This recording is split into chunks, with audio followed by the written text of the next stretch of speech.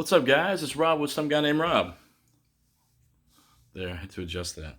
Hey, today we're going to talk about what to do when you get double booked. It happens. I remember the worst time it happened to me. I had 2 nights booked down in this resort, and it was $1,600. And I called down there, and just to make sure before I left, because it was about 2 hours away, I called down there. I'm like, "Hey, I just want to check and make sure we're good for tonight." It's one of those kind of like Holy Spirit moments saying, "You better call before you drive 2 hours down there." I'm like, "It's ridiculous, but I'll go ahead and do it." And I called and I'm like, "Hey, what time? I just want to make sure we're good for tonight, and what time I should set up, and what time the sound guy's going to be there." And they're like, "Well, the band's already here." And I was like, "What? What are you talking about?"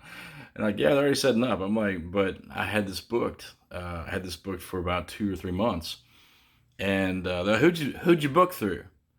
And they said, I said the name, and like, "Oh, yeah, he's a drunk, so he didn't do the booking anymore."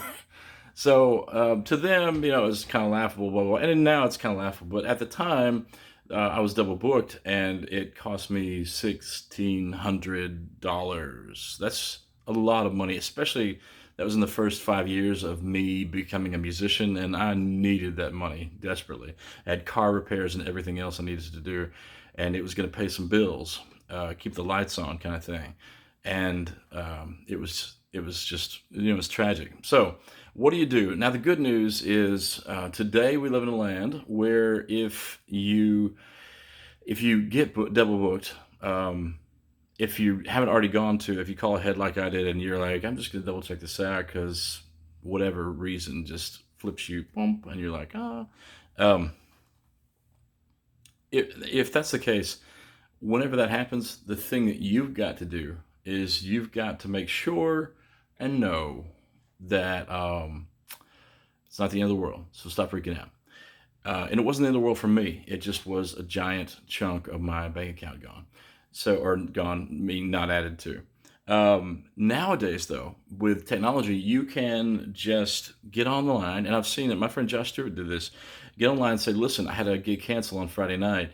I need a place to play." And sure enough, whether it's a house party, whether it's, I mean, don't get me wrong, like I've busked before, like on the side of the street to pay my rent, to pay to pay my water bill, whatever. I've had to be on the side of the street busking, especially in the first decade of my job, because I had to leave the town I was in and go to a town and just hope that I had made enough money busking to get gas money to get back home, and let alone hopefully not just gas money, but enough to pay my bills. So with this happens to you, start reaching out to your friends, start putting it on Facebook.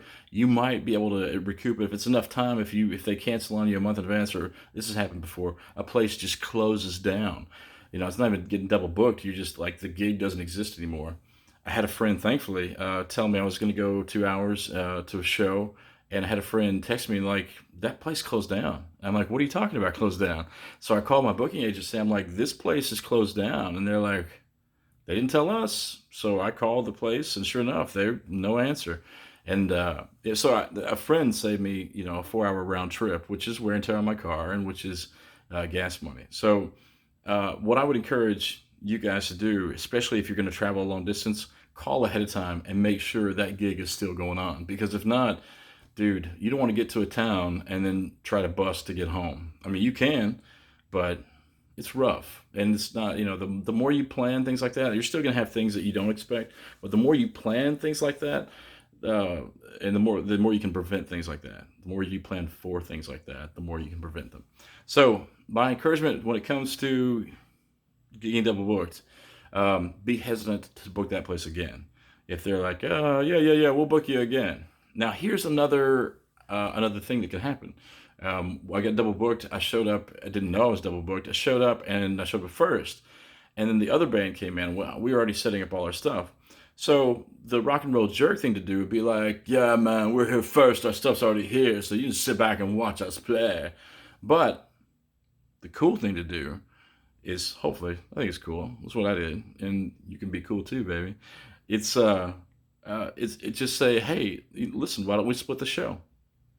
And I still remember the name of the band, Strawberry Swing, and they were so glad that we weren't jerks. And and the guy who booked it, he was a super sweet guy. He didn't mean to double book. He just didn't know that, da da da. It happens. Um, and we ended up playing the show, and I'm still lifelong friends with these guys, and even their parents, because their parents, it was a younger band, and their parents came to the show, and they're like, oh man, that's so cool you guys do it, because we let them use our equipment, and we let them take the first hour, and we took the next hour. And anyway, when you get the opportunity to be a douche or to be cool. Simple as that. If roles were reversed, ask yourself, how would you want to be treated? And I thought about these kids, especially kids, because I'm sure these kids have people coming to see them. And for me, just to be like, I'm going to take your audience and leave you nothing, is a real, I mean, it's a real crap thing to do. So instead, I get the benefit of not only gaining friends, but I got the benefit of hearing young musicians and encouraging them. And to this day, they're still out there playing and still out there making music. So it's a different band name now. Some of the same members are in the Couch Jackets. And they've gone on to do great things. And Brennan has even played on my album, Seven, the album. He played on the song Everybody's Beautiful, but Everybody's Broken, if you want to hear a little Brendan Leeds on that. So when these things happen, you gotta roll with it, man. You can't be so solid that, you just, everything breaks if you don't get your way. Roll with it and be surprised about how good it's going to turn out. Uh, if you lose a gig, hustle, get another gig. If you got a busk on the side of the street, busk on the side of the street. If music is your full-time living, sometimes it means you got to do things you don't want to do. And if you are failing and going into debt, then get a job. All right. We're going to talk more about debt and the musician next time. And yes, I'll probably be wearing these exact same clothes. Thank you. It's the nicest shirt I have. It's the only nice shirt I have. Maybe I'll come in like this and button it up so I'm more business-like. I'm talking about debt. All right. If you guys dig it, please subscribe. Share this post with musician friends, because we've all been double booked. Or if you haven't, stick around. It'll happen. One thing I would say too, don't be rude to the people who double booked you, unless they're incredibly rude to you. Then you might be able to get away with it. Like, yeah, well, thanks for nothing. But yeah, don't be rude to those guys. Okay. Next time we talk about debt. All right. See you guys.